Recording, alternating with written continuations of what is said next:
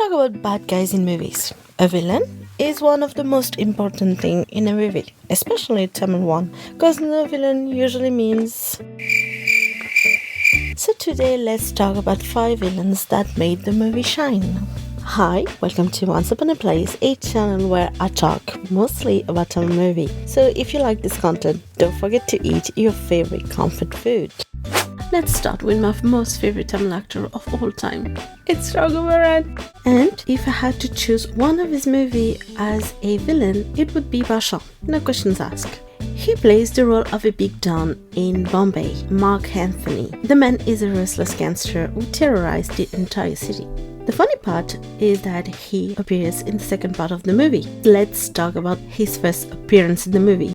We see his hand dancing a little bit, and then we saw him and he says, "Good news." It's definitely a goosebump moment. I'm just gonna be the fangirl over here, but the man is charismatic, is fearful, intelligent, and classy. And Raghuvaran is just flawless. And I really don't know if it's because his voice has this perfect pitch, or if it's because he became one of the best character actors in Hollywood of his generation, or because he was in a Rajni's movie. To be honest, I always found this pairing perfect. A match made in heaven, if you prefer. And both of them always bring their A game whenever they are together. But absolutely no one could have done a better job than Raghuvaran to make this character a perfect fit for Baasha. The other actor I had to narrow down like crazy was Prakash Raj. This beloved actor made more than 300 movies, so it was hard to pick one movie, and ultimately I chose Ghilli.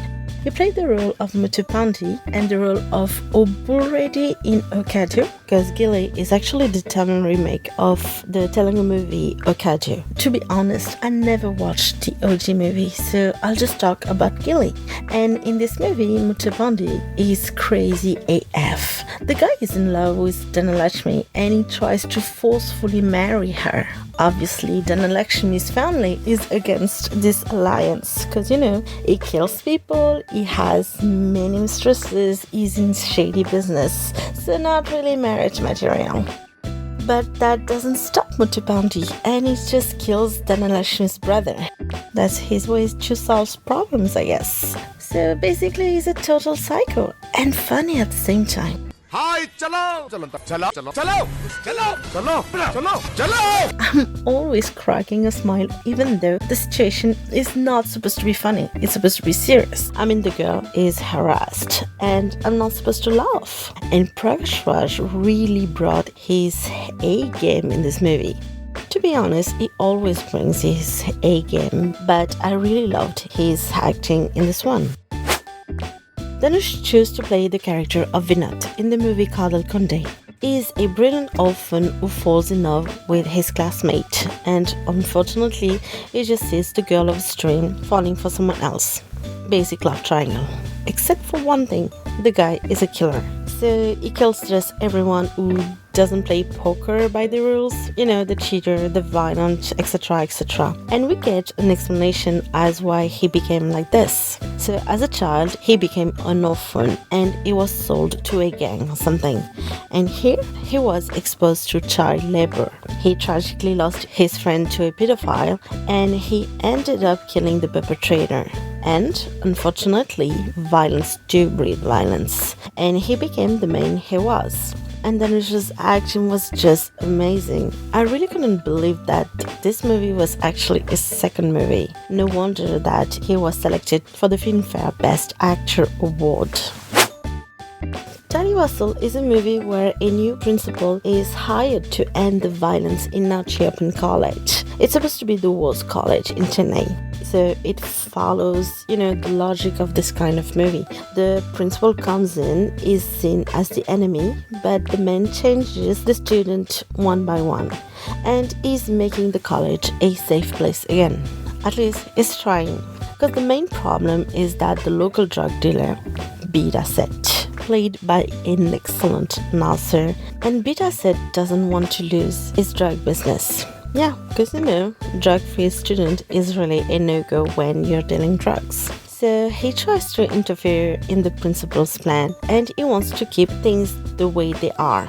And Nasser really outranks himself in the movie. Beeda Settu knows what kind of man he is and he knows that his wife doesn't agree with his life and the men have zero intention to change. And he's obviously proud of himself and what he became.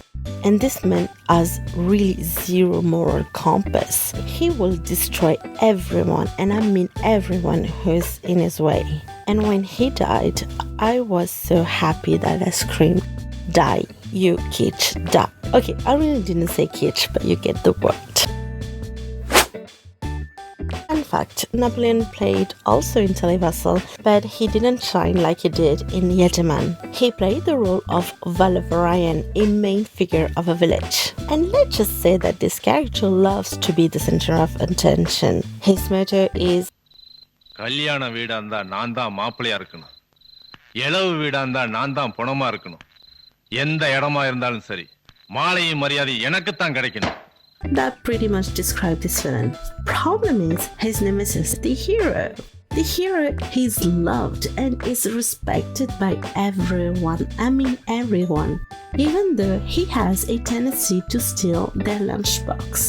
And Vallavarayan tries everything to bring him down, but he fails every time. And when the hero gets engaged to his love life, he tries to cancel their alliance. And of course that fails too. Basically he's like the coyote, always trying new way to outshine his nemesis. Even if that means poisoning the female lead and makes her incapable of having children. Damn man, that is so wrong. So to be honest, this list does not reflect the amount of great villain we had. Hollywood's made so many movies that it was really hard to select a few. Obviously, if they cast another actor, they would probably have done a good job too, but the outcome would have been different. Take for instance the movie Meena did. I read that Arvind Sami was actually the first choice for the main villain. And I truly believe that if Arvind Sami took that role, it would felt different. Don't get me wrong, the movie would be just as good with an excellent Arvind Sami. But I think that the movie would have a different vibe. And truly, I'm thanking all these actors because they give their best to make their characters shine. And they manage to make them unforgettable. And you, which is your favorite villain and why?